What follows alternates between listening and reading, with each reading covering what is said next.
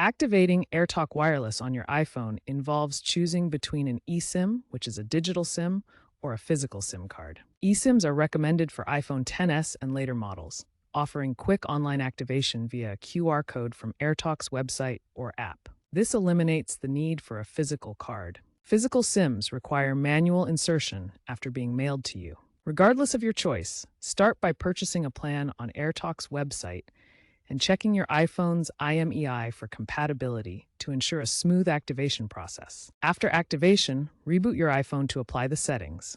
It's that easy. Once activated, ensure optimal performance by updating your iPhone's carrier settings.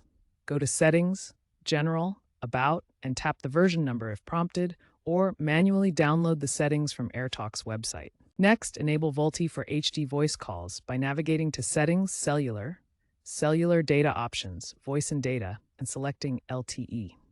AirTalk requires VoLTE for full functionality since it does not support 3G fallback. This setup ensures clearer audio and faster call connections using AirTalk's service.